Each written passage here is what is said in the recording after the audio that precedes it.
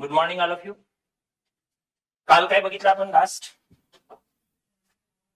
जगाचे नैसर्गिक प्रदेश ते संपलेले आहे. इंटेरियर ऑफ द अर्थ, पृथ्वीची आंतरिक रचना, हा आजचा आपला टायटल आहे किंवा आजचा आपला टॉपिक आहे. त्यावर आपण डिटेल घेणार आहोत. ठीक आहे. इंटेरियर ऑफ अर्थ किंवा पृथ्वीची आंतरिक रचना हे आपल्याला डिटेलमध्ये बघायचं आहे. मग यानंतर त्याच्यात आहेत काही थिअरीज आहेत, वल्कॅनोज आहेत, सर्वच आहे याच्यामध्ये. इंटेरियर ऑफ अर्थ, पृथ्वीची आंतरिक रचना, पृथ्वीची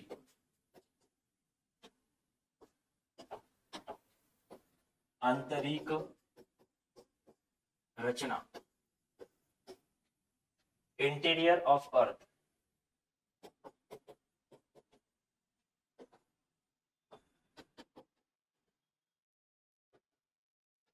पृथ्वीची आंतरिक रचना हे आजचं मुख्य टायटल आहे.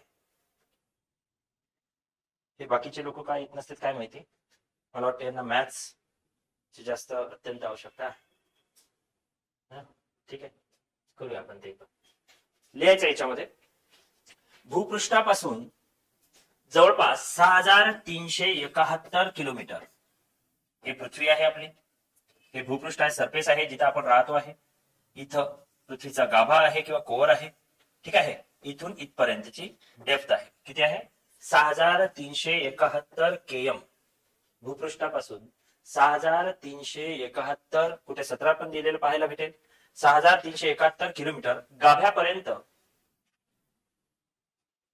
पृथ्वीचे हे एकूण अंतर आहे. पृथ्वीचे हे एकूण अंतर आहे 6371 किलोमीटर गाभ्यापर्यंत पृथ्वीचे हे एकूण अंतर आहे. ते एकूण अंतर मुख्यतः 3 भागामध्ये विभागले जाते. ते एकूण अंतर मुख्यतः पृथ्वीच्या 3 भागामध्ये विभागले जाते. आता पृथ्वीच्या उत्पत्तीपासूनचा तो सिद्धांत आहे, तुम्हाला सांगितलेला आहे की पृथ्वी निर्मितीपासून एक आगीचा असलेला गोळा कालांतराने तो शांत झाला, शीतल झाला आणि असा एक कोअर लेअर टाइप एक तयार झाला. तो लेअर किंवा त्याची डेप्थ किती, तर 6371 किलोमीटर. हे जोक नाहीये. ठीक आहे. याही बाजूने, याही बाजूने, याही बाजूने आणि याही बाजूने, सर्व बाजूने हे कोअर आहे. तो गाभ्यामध्ये जो काही आज लिक्विड आहे ते आजही तप्त जिवंत असणारं ज्वालामुखीचा लावारस आहे. काय आहे? लावारस आहे. कुठे आहे तो? भूगर्भामध्ये. तो कायम उकडता खदखदणारा असा लावारस असतो. ठीक आहे. तो लावारस भूगर्भामध्ये स्थित आहे. तो भूगर्भामधील लावारस खूपदा बाहेर येऊन पृथ्वीवर आवरणे तयार झालेली पाहायला मिळतील. बरोबर आहे, कारण तो लिक्विड आहे. बाहेर आल्यानंतर काय होत असते, आता ह्या सगळ्या गोष्टी मी तुम्हाला तोंडी सांगतो, म्हणजे कन्सेप्ट क्लिअर करतो. ह्या सगळ्या नोट्स मध्ये आपण नाही दिलेल्या, म्हणजे शिकवण्याचा उद्देश तोच आहे की नोट्सच कामा नाही आहे तुम्हाला, तर तुम्हाला शिकवून तुमच्या कन्सेप्ट क्लिअर होणे हे आवश्यक आहे. येत्या लक्षात. तर याच्या आतमध्ये असणारा हा लिक्विड जेव्हा बाहेर येतो तेव्हा त्याच्यासोबत ऊन, वारा आणि पाऊस या तिघांचा संयोग होतो. हवेमुळे, उन्हामुळे, पावसामुळे त्याच्या आवरणामध्ये टणकपणा येतो, म्हणजे लिक्विडचा सॉलिड होतो, तो हार्ड बनतो. आणि असे हार्ड आवरण पृथ्वीवर खूप सारे तयार झाले. लेअरची पृथ्वी आहे, लेअरवर लेअर, लेअरवर लेअर. तुम्ही तुमच्या घरी विहीर खोदा, बोरवेल खोदा, मग ते सांगत नाही का विहिरीवाला, बोरवेलवाला, हा दगड लागला, आता माती लागली, येऊ लागलं, ठेवू लागलं. पहिले काय निघणार? माती. 10, 15, 20 फूट माती. त्यानंतर मुरुम. मुरुम म्हणजे काय? दगडाच्या झिजीचा पुढचा प्रकार. मुरुमचं जे काही क्षरण होईल, झीज होईल, ते मातीमध्ये कन्वर्ट होईल. ते कोण करत असते? बॅक्टेरियाज. कोण करत असते? बॅक्टेरियाज. म्हणून पृथ्वीच्या आवरणावर जिथे माती आहे त्या सर्व मातीमध्ये काय आहे? बॅक्टेरियाज आहे. ठीक आहे. एक मातीचा कण तयार होण्यासाठी 1000 वर्ष लागतात असं सांगितलं जाते. तर याचा अर्थ असा की हजारो लाखो वर्षापासून ही माती पृथ्वीवर तयार झालेली आहे. बरोबर आहे. मग हे जे पृथ्वीवर तयार झालेले लेअर आहे, ही माती भूगर्भातून आलेली नाही. भूगर्भातून तर तप्त लावारस आला. मग भूगर्भामधून आलेला हा तप्त लावारस कालांतराने ऊन, वारा, पावसामुळे काय झाला आहे? शांत झाला, शीतल झाला आणि टणक आवरण पृथ्वीवर असे लेअरवर लेअर. पट्ट्या कशा मारतो आपण हाताला, हात आपला बॉन्ड करतो, तशा पट्ट्यावर पट्ट्या तयार झाल्या. कधी या भागात, कधी त्या भागात, कधी या भागात. म्हणून वेगवेगळ्या भागात वेगवेगळी प्रक्रिया झालेली आहे. एकाच वेळेला पूर्ण पृथ्वीतून वळक्यानं बाहेर आला, पूर्ण पृथ्वीवर लावारस पसरला असं झालं नाही. महाराष्ट्रात वेगळा, युपीत वेगळा, साऊथ मध्ये वेगळा, कुठं रेताळ जमीन, कुठं कसं, तर कुठं ब्लॅक कॉटन सॉइल म्हणजे काय? काळी कसदार माती. समजलंय ना? तर हे सगळं काय आहे, बाहेर आल्यानंतर त्या वरच्या लेअरचं ऊन वारा पाऊस याच्यामुळे झालेलं कुजण्याची प्रक्रिया हे सगळं पृथ्वीवर होत असते. असं समजा व्हॉल्कॅनिक इरप्शन झालं आणि आपल्या भागात तो व्हॉल्कॅनो बाहेर आला. काय राहील? असा लिक्विड, असा खदखद उकडणारा लिक्विड राहील. त्यानंतर तो लिक्विड धीरे धीरे धीरे धीरे शांत होईल. त्याच्यातून वाफा निघेल, खूप वर्ष, हजारो वर्ष वाफा निघाल्या. ठीक आहे. ज्वाला निघाल्या, पेटता होता तो, आग निघाली, टेम्परेचर भयानक होतं, आजूबाजू सगळं होरपळून टाकलं होतं त्याने. ठीक आहे. तो धीरे धीरे शांत होईल, त्याचं temperature normal normal normal normal होत जाईल. ऊन होईल, पारा होईल, पाऊस पडेल, हे होईल, वारा लागेल, हे होईल. त्याच्यामुळे काय होईल? तिथे केमिकल रिएक्शन होईल. ठीक आहे. त्या केमिकल रिएक्शनमुळे त्याचं गुणच बदलून जातील. आता असं समजा तो टणक झाला तर तो काय होईल? कसा तुम्ही नरम चॉकलेट खाता ना एखादं कॅडबरी सारखं, तसा तो आवरण तयार होईल. ठीक आहे. काय होईल? आवरण तयार होईल. कॅडबरी बाहेर ठेवा, काय होते?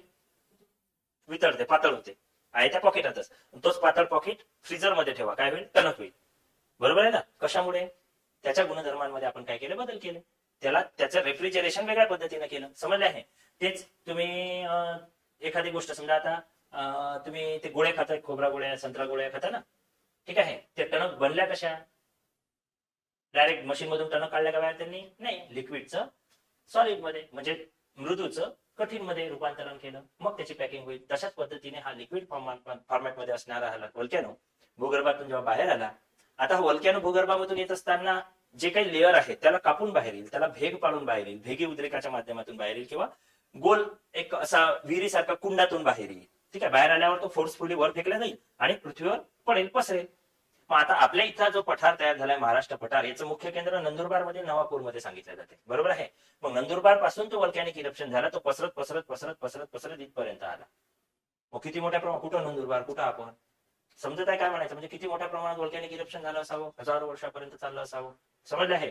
ते लेअर, मला एक सांगा ना, इथून समजा काही निघत आहे, माती पाणी काहीतरी जमिनीतून निघत आहे, तिथंच पडेल का? पडल्यावर निघूनच राहिलं, पडल्यावर पसरत जाईल ना कुठेतरी.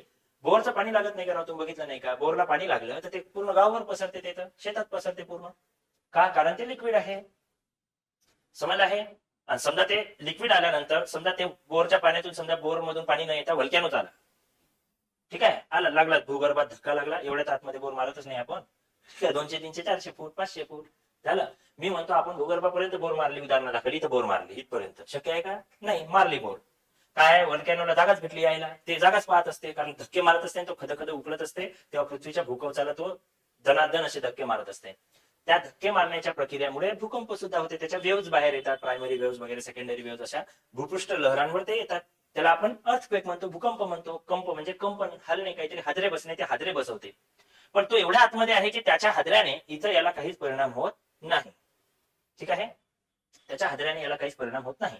आता भूगर्भामधून आलेला तो लावारस, समजा तुम्ही बोर इथपर्यंत मारला, मारणे शक्य नाही, समजा मारला तुम्ही 6371 किलोमीटर बोर मारला, असं शक्यच नाही, अशक्य आहे, मारला.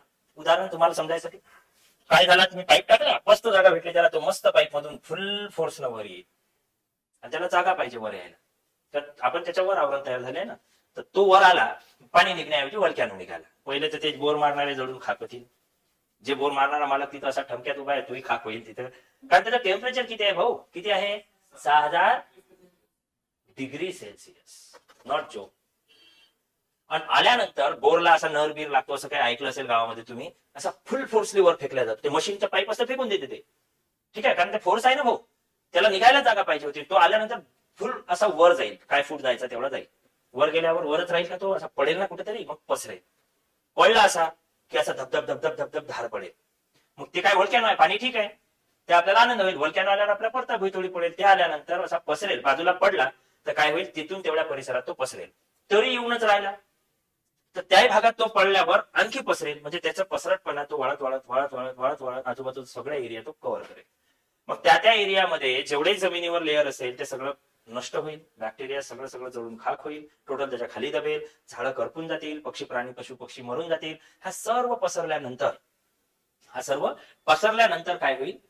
तो आवरण तयार करेल. आता समजा व्हॉल्कॅनो येणं बंद झाला, तर एवढा समजा इथून एवढा जमीन आहे लेवल, एवढा उंच उडाला, मग काय होईल? त्याची फोर्स कमी होईल. फोर्स काय कमी होईल? फोर्स काय कमी होईल? इथंच पडेल मग शेवटी. मग इथं जेव्हा पडेल ना, तेव्हा असं एक ढिगाण तयार होईल, त्याचे पहाड बनले, माउंटेन बनले, पर्वत बनले. समजलं? येतं लक्षात? एका ठिकाणून आला तर एकाच ठिकाणी बनेल. पण अशी भेग पडली, चिरा पडला आणि त्या चिरातून आला, तर असे जे माउंटेन तयार झाले, टेकड्या तयार झाल्या ना, सह्याद्री पर्वतरांग म्हणा किंवा तुमचं हे सातपुडा म्हणा, हे अशी रांगा आहेत ना, पर्वत रांगा आहे, पर्वत नाही पर्वत रांगा आहे, म्हणजे एक नाही अनेक आहे. म्हणजे तिथे भेग पडली, त्या भेगेतून तो आला, आजूबाजूला पसरला आणि तिथून तेवढ्यात अशा झिकझॅक पद्धतीच्या त्या रांगा तयार झाल्या. ऍक्च्युली पडल्या तेव्हा झिकझॅक नसेल, भिंतीसारखा असेल, पण त्याच्यावर पाऊस पडते, ऊन पडते, वारा पडते, तर त्याला असा शेप प्राप्त होतो. दुसऱ्या याला असा शेप प्राप्त, कारण वर पाऊस पडल्यावर घसरा लागेल ना पावसाला, तर ज्या बाजूने घसरेल त्या बाजूने असा स्लोप तयार होतो आणि ज्या बाजूने वर आहे तिथं असा उंच माथा तयार होतो. म्हणून असे पर्वत तुम्हाला पाहायला मिळतील. हा झाला बाजूला दुसरा, तिसरा, अशा रांगा तुम्हाला पाहायला मिळतील, पर्वत रांगा. ठीक आहे, भेटेल ना अशा. ठीक आहे, हे जमीन आहे. ठीक आहे, अशा पर्वत रांगा तुम्हाला पाहायला भेटतील. म्हणजे पाऊस इथं पडला घसरला, पाऊस इथं पडला घसरला, पाऊस इथं पडला घसरला, पाऊस इथं पडला घसरला. तर ह्या घसरण्यामुळे याची काय होते, झीज होते. ऊन वारा आणि पावसामुळे काय होते, याची झीज होते. कळलं तुम्हाला? ठीक आहे. मग या झिजीमुळे याला असं शेप प्राप्त होतो, असे माउंटेन किंवा पर्वत रांगा तयार होतात. हा सुद्धा याचाच प्रकार आहे. त्या पाईपलाईन मधून बोरवेल मधून आल्यानंतर तो पसरल्यावर आजूबाजूचा त्याने समजा 200 किलोमीटरचा एरिया कव्हर केला. उदाहरणादाखल पकडा, त्या 200 किलोमीटरच्या एरियावर असा लिक्विड तयार झाला. म्हणजे तुम्ही त्यावर सिगार जरी पेटवली तरी पेटेल.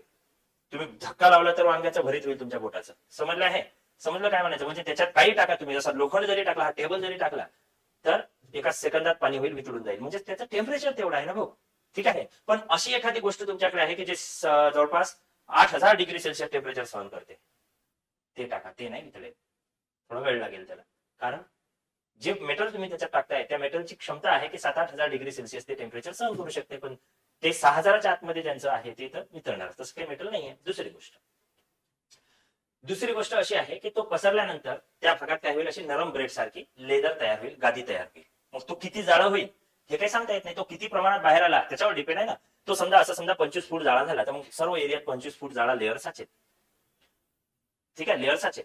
मग त्यावर ऊन पडेल, पाऊस पडेल, वारा लागेल, असं 1000 वर्ष चालेल. तो लेअर मग काय होईल, पूर्णच्या पूर्ण टणक होईल. मग त्याच्यावर आपण चालू, त्याला आपण जमीन म्हणतो. मग आता माती कशी आली? या जमिनीचं काय झालं, वरच्या याचं ध्रुप झाली, जमिनीची ध्रुप झाली. मग जमिनीची सॉइल इरोजन, जमिनीची ध्रुप झाली म्हणजे काय, कशाने ध्रुप होते जमिनीची? ऊन वारा पाऊस आणि बॅक्टेरिया. ऊन वारा पाऊस आणि बॅक्टेरिया, ज्याच्यामुळे जमिनीची धूप होते. ऊन पडले, पाऊस पडला, वारा पडला, याच्यामुळे जमिनीची पूर्ण धूप झाली आणि त्यात बॅक्टेरिया तयार झाले. त्या बॅक्टेरियाने काय केलं, जमिनीच्या त्या वरच्या लेअरला कुरतडणं सुरू केलं. म्हणजे ते बॅक्टेरिया काय खाणार, जमिनीवरचा जो लेअर आहे त्याच्यावर जे काही कंपोस्ट जे म्हणतो आपण त्याला, ते तयार होईल. आणि ते कंपोस्ट पूर्ण झालेलं वरच्या लेअरचा एवढूसाच लेअर, डेप्थ किती सांगितले पूर्ण तुम्हाला, 25-30 फूट अशी लेवल, पूर्ण असं पूर्ण 25-30 लेअरची गादीच तयार होईल 200 किलोमीटर रेडियस मध्ये.